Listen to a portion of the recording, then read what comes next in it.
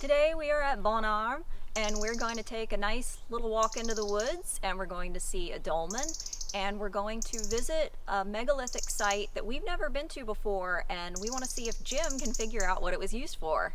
So let's take a walk in the woods.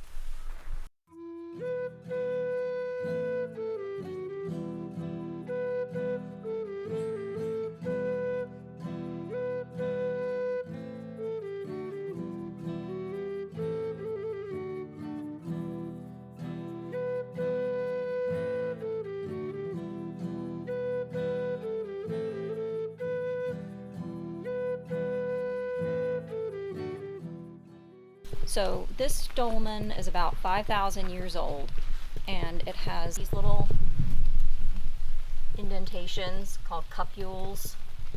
Not really sure what they're for, but they're very common in megalithic structures and in Paleolithic caves. This capstone of this dolmen weighs about 10 tons. And we have a passage under here. These types of dolmens seem to have been mostly used as grave sites. Most of these structures would have been covered with dirt. Keep that in mind with pretty much all of these structures that we're going to be seeing. They were covered with dirt and they've just been excavated in the 19th, 20th centuries. So you're not really getting the full effect of what they would have looked like originally.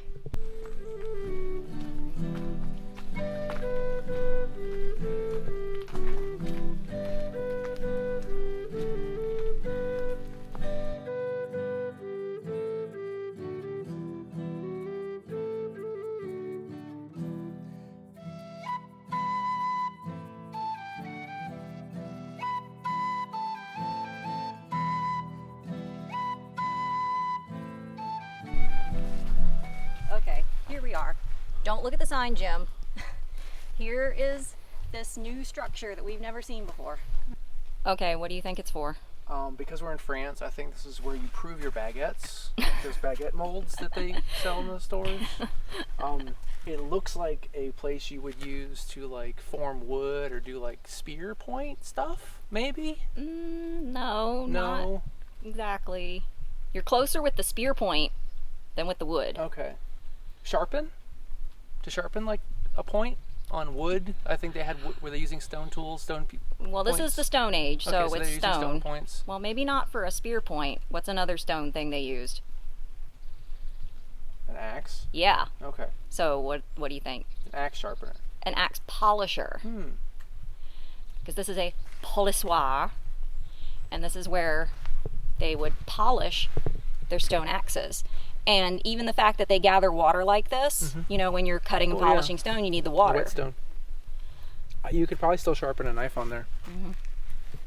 And so you can see there's a place up here, and then here's another one with much longer grooves on this one, but it might just be because of the size of the rock.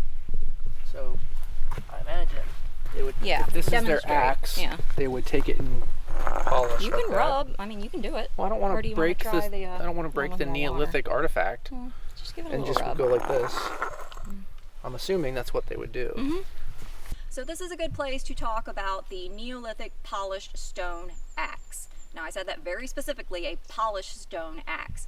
The three different eras of the Stone Age are characterized by a different type of axe.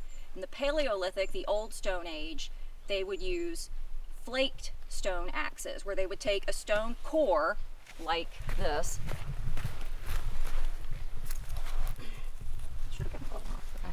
They would take something like this, and then they would chip off edges of it with another stone or with the bone tools, probably stone, and then it would make jagged edges, and then they could use it as an axe. And when your axe got dull, they would chip off more flakes to sharpen it until you couldn't do that anymore, and then they would just throw it away.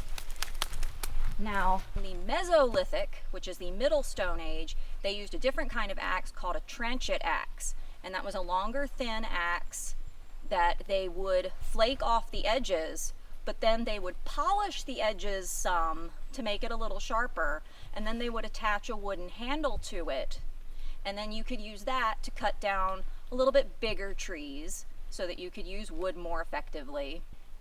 Now, the Mesolithic period lasted for around 4,000 years, and that was the main type of stone tool that they were using.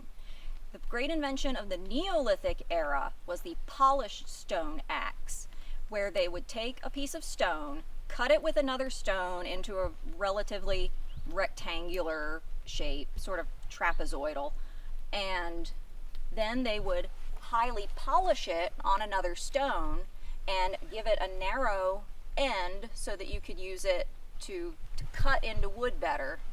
But it was a heavier axe head, and then they would attach a wooden handle to it, and then you could cut down even bigger trees. And the fact that it was polished reduced friction and let you cut through wood better. So it wasn't just the old style chipped axe that they then polished, it was a completely different forming of an axe head? They polished the entire thing. Okay. Instead of just kind of polishing the edges, because the tranchant axe still looks pretty jagged to us, whereas these Neolithic polished axe heads they're highly polished, and they're more specifically shaped. They just have a more slender, it took a lot more effort to make the Neolithic axe than the previous types of axe, but it also let them cut down bigger trees so that they could use wood more effectively, so that they could build bigger wooden structures, so they could finally build wooden houses to live in. They could make wooden roads. They would take logs and line them up and actually make roadways out of them. There's not that many of these polissoirs that we have found, actually, so this is a really nice site. This is a really nice example of one. So this is a really great find. It's a really unique find, and it really helps you see how they actually made all these axes, because they made tons of these axe heads. Farmers were always plowing them up in their fields, and they would call them thunderbolts, because, I mean, they didn't know where they came from, and they thought that they were maybe come down from like Thor or Zeus, and so they would call them thunderbolts, and so that was the old name for them before they finally figured out that they were 5,000-6,000 year old axes. Well, that was quite a hike, and we're not even back to the car yet. If you plan on doing this hike, it's a nice little circuit through the woods. You better be in pretty good shape, and make sure you wear your hiking boots and maybe hiking poles.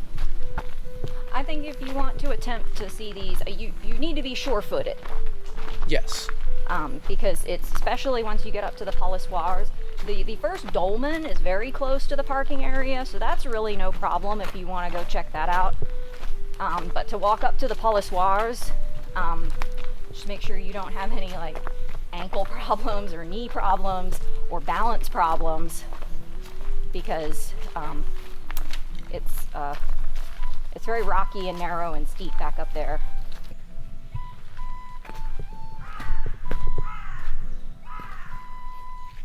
Now this dolmen has some cupules on it. Actually, it's got a lot of these little ones here.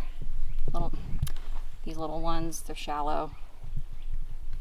And then there's these big ones, and the French say they look like pieds de la vache, cow's feet, cow's footprints. And there's another one down there, there's leaves in it. You find these cupules a lot, even in Paleolithic caves and Paleolithic burials, but you also find them in the Neolithic. And no, nobody knows what they're for. So what it looks like to me in modern terms is something you would hook something into to drag this rock into place. Yeah, but how deep does it go? Those go pretty deep. What, are you going to stick your finger in there? Yeah. I mean, I can't touch the, like in this one, I can't touch. Like, okay, so how do you think they got this 10 metric ton I don't know. Monstrosity? But those look like towing pendants, the modern equivalent of a towing pendant.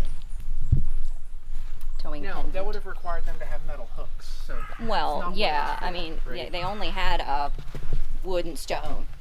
And at this point, they might not have had draft animals that could be able to pull this. But I mean, if you get enough dudes and I just feel they'll drag it anywhere. It feels like and then it had to be arranged on top of these vertical. Like, I feel like it was drug in this direction, and this had something to do with it. That's my engineer. How do you seal think? of approval. How do you think though they would have lifted something like this? Mounded dirt. Oh, build a mound. Drug it up an incline. They didn't lift it. They drug it up. They didn't have block and tackle. I think they drug it up an incline of dirt or of rocks. Also, this was all originally covered with dirt. We've just excavated it to be like this, but it would have been covered with dirt, and then it's also very possible that they it was found here, and they moved it here just to make this burial mound. Like they built. Like they didn't move it far. They buried people where they found these big rocks. It's just, this looks too perfect to have not been part of that. Yeah, I mean you can kind of like grab it. If you'd like to know more about the Neolithic era, I have some affiliate links in the description for some books that I really enjoy. If you like this video, please give it a thumbs up and subscribe for more videos on history or whatever I feel like making videos about. You can follow me on Instagram at Prehistoric Tourist, and I'll see you in the next video. Have a megalithic day!